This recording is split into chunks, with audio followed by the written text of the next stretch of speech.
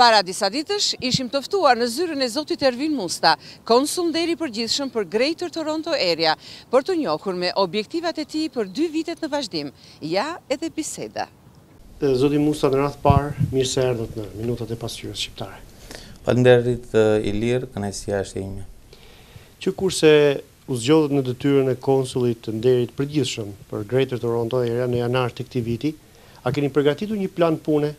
Çfarë do të merrni përsipër gjatë kësaj periudhe që do të jeni ngarkuar në këtë detyrë? Patjetër Ilir, unë kam përgatitur një plan pune, i cili fillon prej janarit 2013, janar 2015.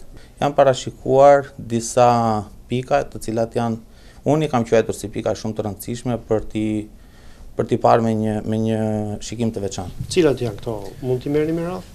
Pikë së pari është promovimi, ose më saktë të themi java e kulturës shqiptare. Nuk po themi se tani nuk ka aktivitete të tilla, por mendohet që ato të kenë një organizim më profesional dhe më bashkëpunues.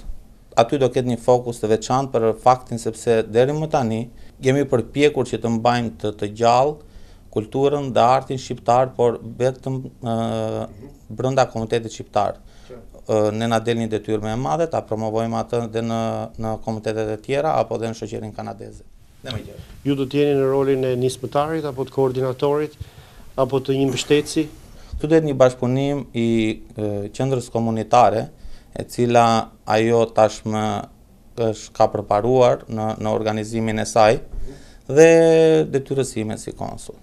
Pra një nga objektivat tuaja është edhe hapja e një qendre komunitare? Po, sikur se kam shprehur në intervistën e parë, unë jam duke punuar për hapjen e një qendre komunitare.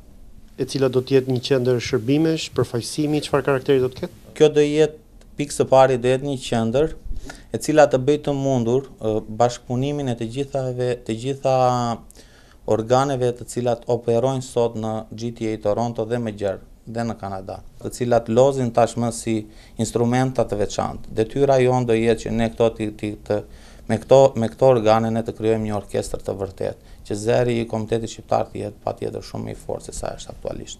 Qendra në radhë të parë nuk do ketë antarësime me pagesë të qytetarëve shqiptar. Do ketë një menaxher, administrator të përgjithshëm, do jetë përbërë nga një staf prej 7 antar bordi që do jenë quhet bordi drejtues dhe asambleja pastaj do shoqërohet me të gjithë kryetarët e këtyre organizatave që folëm pak më parë. Orientimi i kësaj qendre është dhënia përparësi problemit kryesor ose një iniciative e cila duket që ka vlera apo që ka një interes të veçantë.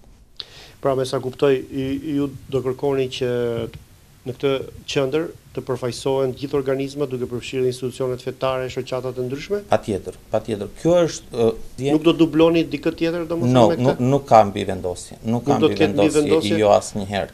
Ju nuk do të merreni me koncerte me festa? Jo, nuk ka sesi sepse pak a shumë të gjitha këto institucione të tjera janë të kualifikuara. Sa janë, po janë të kualifikuara. Këto nuk kanë nevojë që të humbasin energji në luftë me bashkëdhetarët e tyre. Këto më tepër ndjejnë nevojën e një mbështetje për të arritur një realizim më profesional dhe një realizim më frutdënës. Tjera objektiva për këtë periudhë që përmendët 2 vjeçare? Objektivi tjetër është, po vazhdoj në objektivat kulturore, është edhe dhurimi i disa sendeve ose materialeve historike dhe kulturore shqiptare në Rom, në Royal Ontario Museum. Një kënd i cili mungon sot komunitetit shqiptar pranë atij muzeumi i cili ka vlera të jashtëzakonshme. Për çfarë objektesh bëhet fjalë? Objekte kulturore, veshje tradicionale. Shqipëria ka një histori shumë të gjatë e cila nuk e bën të vështirë mundësimin e paraqitjes saj në mënyrën dinjitoze në atë muzeum. Keni ndërmarrë hapa konkret në këtë drejtim?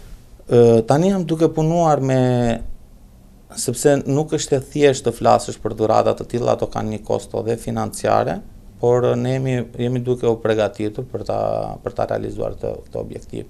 Jemi shumë herët i lirë. Unë kam filluar, ky plan i përket muajit të parë të 2013 dhe finalizohet në muajin e parë të 2015. Kur po bisedonin pak më parë më përmendet edhe përpjekjet që po bëni për të binjakëzuar bashkitë e 2 qyteteve, të Tiranës dhe të Torontos.